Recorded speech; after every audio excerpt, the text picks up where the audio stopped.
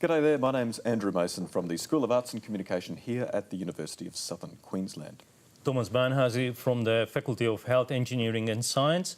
And Andrew, today Yes. we will be talking about a very interesting film which is close to your heart, I believe. Well, I don't know if it's close to a heart, but it's a film that I've been looking at again recently because it's celebrating an anniversary this year. It was made in 1966. It's Francis Truffaut, a famous Nouveau Vague, New Wave director, and it's called Fahrenheit 451, and it was based on the novel by Ray Bradbury, a science fiction novel from mid-50s. Yeah, it definitely has that kind of science fiction feeling, isn't it? It's set in this imaginary future place. Yeah, utopistic kind of, and it's not a very nice place, I understand. Well, it depends on your point of view, Thomas. Sure. Okay? Depends on your point of view.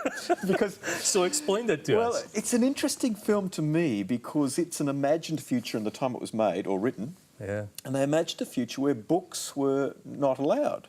Well, that's certainly not the place where I would like to be, I think. But in this future place, there are these firemen. And the firemen go around and instead of putting out fires, they light fires. And they light fires to burn books because books are banned. And they don't have books, but they have these burning screens. books been done throughout the history. I think just remind you that it's usually the start of some very bad things, isn't it? That's right. So instead of books, there are these fantastic big screens everywhere.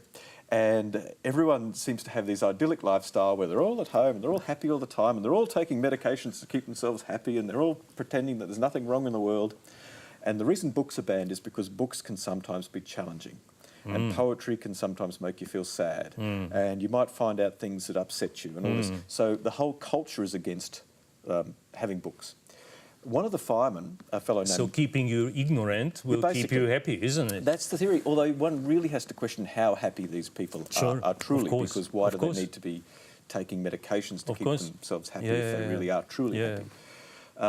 But some of the technology that's imagined, these interactive televisions, that sounds familiar. It's happening. Yeah. So it's quite interesting. This woman will be watching a TV program and, it'll get to an important point in the drama and then all the actors will turn and ask, hello, Barbara at home, or whatever her name might be. Yes. What do you think should happen next? And she says, and then that's what continues on, and they reward her for coming up with such a good, contribution to the script. Okay. This, to me, seems a little bit like the interactive media we have in these days, reality type of shows, reality isn't it? TV, we get to vote, TV, and also social media where we get to participate in the construction of narratives, or computer games where we get to participate in the construction of the story. So it's a very interesting film in that regard. And basically, the main crux of the film is that one of the young firemen, this fellow named Montag, wonders why some of the people who have books are so keen to have these books. So he starts to purloin a few of these books that he should be burning and starts to read them. And then he gets a little collection of books for himself. And it's a mortal sin, I understand, within that utopian society, isn't it? It's a crime. It's a crime. You can get to jail or even... some die for their books, So it's not a particularly heavy film in many ways, but it's a reflective film. It makes you think, and there are some nice little funny moments in it as well, a few little jokes and things. But it's a significant film for lots of reasons. It was, as I said, Francis Truffaut, very famous director. It was his first colour film and his only English language film, because normally he was in French, of course, or sometimes in Italian, I think. Of course.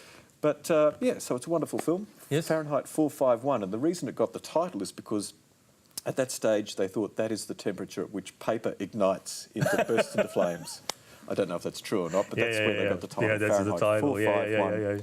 So when is it on, Andrew? It's the 9th of September. I will just actually confirm double check it. Paper, absolutely. That is Friday the 9th of September. In the Artsworx Theatre. And more information can be found about this film and exact location of the screening on the Artworx website, which is artworx.com.au.